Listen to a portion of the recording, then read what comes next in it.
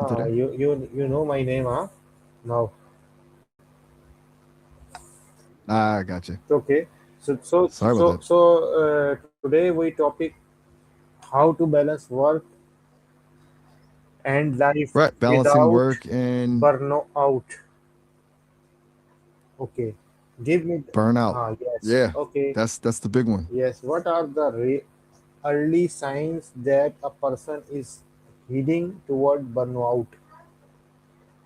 Okay, so early signs, hmm, it's Hmm. kind of insidious, right? Doesn't hit like a ton of bricks usually. A lot of it is just feeling exhausted, even after sleep, like genuinely drained. You'll probably start noticing increased cynicism, things that usually bother you don't, or you just feel generally negative about work. And honestly, a drop in performance, even though you're putting in the hours, it's like your brain just isn't clicking the way it used to. Does that resonate at all with what you've been feeling? Yes. The next question is, why is work-life balance important in modern life? Good question. It's not just some buzzword, you know? I mean, obviously, it's about preventing burnout, like we just talked about. What? But it's also about everything else in your life kind of falling apart if you don't have a, some balance. Your relationships suffer, your health takes a hit, even your creativity starts to dry up. In today's world, especially where work can bleed into everything through phones and stuff, boundaries are crucial. It's about protecting your energy, honestly, so you can actually be good at what you do and enjoy your life outside of it. Does that make sense? Yes. How can some practically balance work and personal life? Okay, practically. All right, let's get into it. First thing, and it sounds basic, but it's huge, is time blocking. Actually scheduling in downtime just like you would a meeting. Seriously. Second, learn to say no. You're in medical supplies, you're probably getting pulled in a million directions. Don't feel like you need to say yes to everything. Third, and this is from what I've heard from people, disconnect. Turn off notifications, especially in the evenings. It's tempting to always be on, but you need to recharge. Finally, and maybe most importantly, find something outside of work that you genuinely enjoy, something that isn't related to your job or studies. That's kind of your pressure release valve, you know? Anything jump out as something you think could work for you? What role does stress management play in avoiding burnout?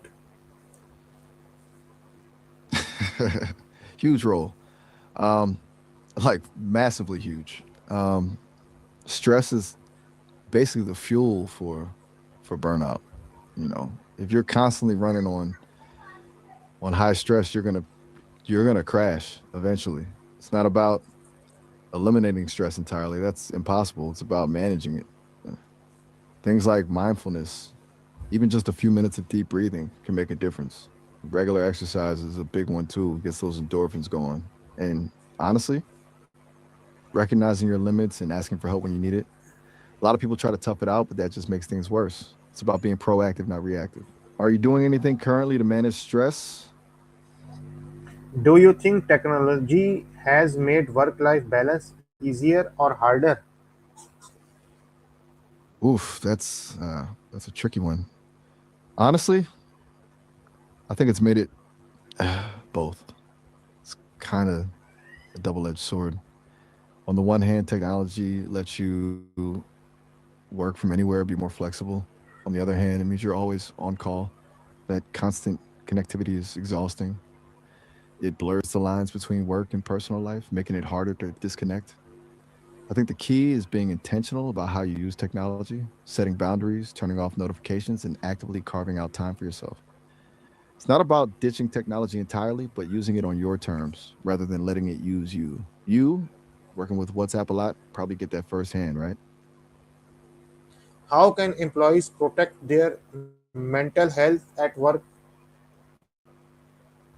That's a really important question. First, recognizing that it's okay to not be okay. A lot of workplaces still have a stigma around mental health. Setting boundaries, not taking on more than you can handle, Mm. saying no to extra work when you're already overloaded,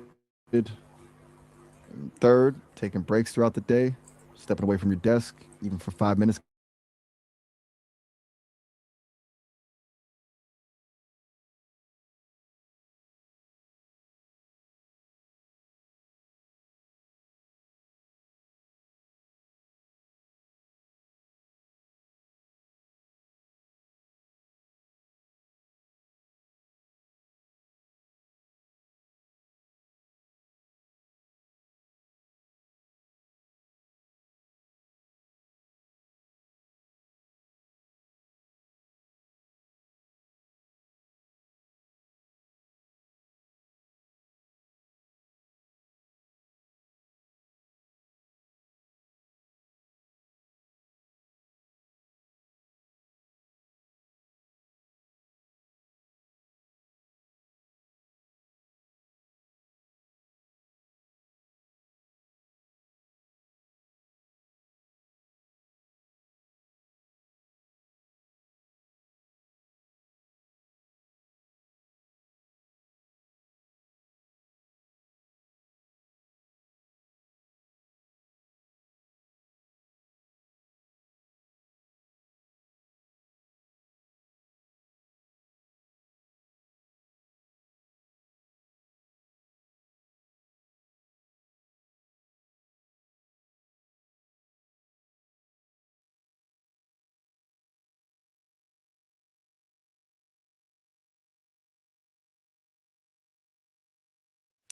Yeah, that's not good. Ignoring burnout symptoms for a long time, honestly, it can snowball. It starts with just feeling tired, maybe a little cynical, but it can lead to some seriously rough stuff, like chronic fatigue, where you're just exhausted all the time, even after sleep. Increased anxiety and depression are super common. And physically, it can manifest as digestive problems, headaches, even a weakened immune system. But beyond the physical and mental stuff, I think the biggest thing is it erodes your sense of self. You start losing passion for things you used to enjoy, become more detached, and it can really impact your relationships. It's kind of like letting a small leak in the roof go unfixed. It starts as a drip, but eventually the whole ceiling collapses. Are you worried about yourself or someone you know? How can companies help employees maintain balance? Hmm, good question. It's on the companies. A lot of it, honestly. It's not just about telling people to take care of themselves, but actually building systems that support balance. I think the first thing is just normalizing conversations around mental health and burnout, making it okay to say you're struggling without fear of judgment. Beyond that, flexible work arrangements are huge, remote work, flexible hours, things like that. Encouraging people to actually use their vacation time, like without guilt tripping them. And and honestly setting realistic expectations, not piling on the work and expecting everyone to be always on.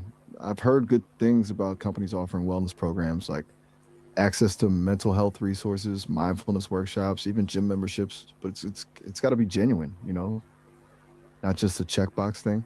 What do you think makes a big difference? What message would you give to people struggling without work pressure?